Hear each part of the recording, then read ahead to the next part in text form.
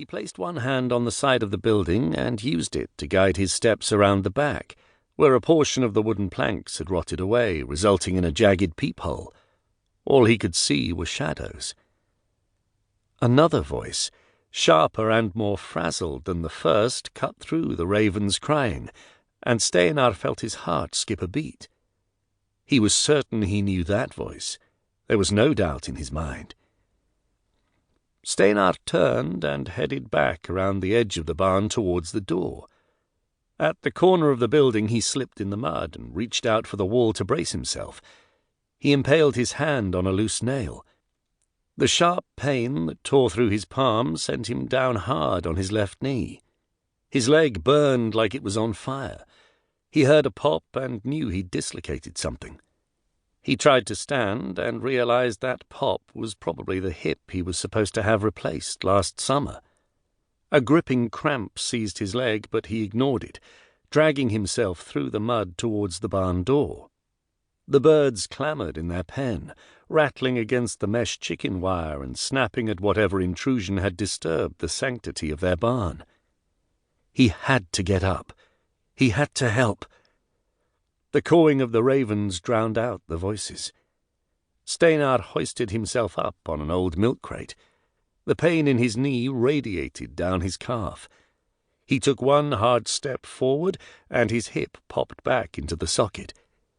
He winced, wiping his mud and blood-stained hand on his jacket. Then he limped back towards the door. A harsh metallic clang rang out in the night, and both the sound of the voices and the birds ceased, leaving behind them an unearthly silence in the dead air. Stenar stopped.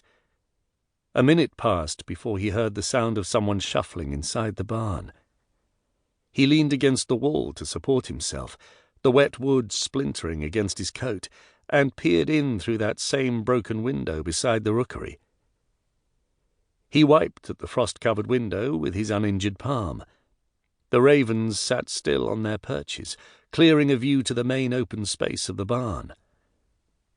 What he saw both shocked and confused him. As he tried to process the image before him, one of the birds nearest the window craned its neck and stared at him with two dark voids for eyes. Its unnaturally hooked bill gave the impression that it was sneering, taunting. The bird had seen what Stenar had seen, but unlike him, it understood. It understood, and it would never forget. Chapter 1. Onsdag, Wednesday. Kjeld's phone rang non-stop from the bustling, rain-slick streets of Gothenburg to the winding, frost-covered roads of Jämtland County. Even when he stopped at the Shell off the E16 near Mora to take a piss and refill his coffee amidst the crowd of tourists scrambling to try an authentic Swedish cinnamon roll and purchase discounted painted horses, his phone wouldn't stop buzzing in his jacket pocket. A busload of tourists en route to the Dala Horse Museum caused the line for the single toilet to curve through the gift shop and outside the front entrance. Kjeld grumbled and relieved himself on the back side of the building beside an industrial waste container. His phone continued to vibrate against his chest, but Kjeld didn't answer. He knew who it was. Detective Sergeant Esme Jansson, who had been, until recently, his partner in the Violent Crimes Division at Gothenburg City Police. That was before his suspension. It was temporary, they said, just until the investigation into the Aubergine murder was cleared up. But regardless of how that turned out, Kjeld didn't have high expectations of the chief going easy on him. Apparently, the line between good police work and breaking the law was finer than Kjeld realized, and as far as the police commission was concerned, he'd not only stepped over that line, but completely ignored its existence.